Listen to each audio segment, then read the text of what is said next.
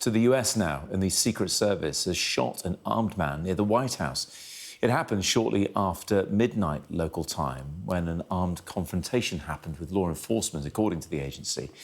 It happened just a 5-minute walk from the White House. Our international correspondent Diana Magnay is in Washington and sent this update.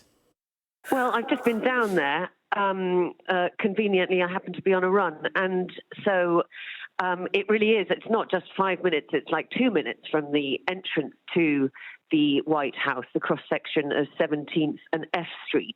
And when I was there, they were just removing the vehicle from the scene. There was a Secret Service police crime scene unit and a police van and a tow truck, which had on a white Chrysler sedan car from Indiana. And what we know from the Secret Service's spokesman's statement is that local police in Indiana informed them of a suspicious individual, and they then encountered this individual outside his car. The vehicle was parked in the location where I just after midnight. They encountered this individual nearby.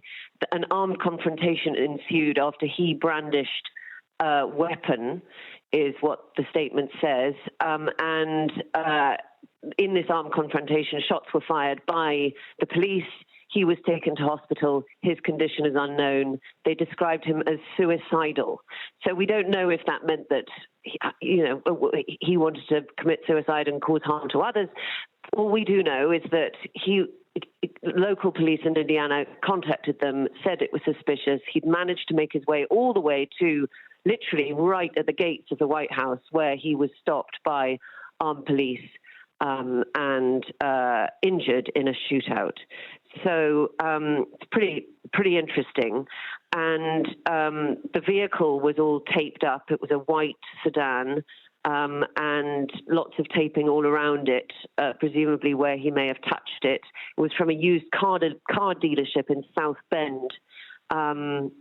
And perhaps he'd rented out the vehicle. All of these things we don't know at this stage. But anyway, he had managed to make his way right to the gates of the White House before he was stopped by police, and we expect there to be a police statement later on. That was Diana Magnay in Washington, D.C.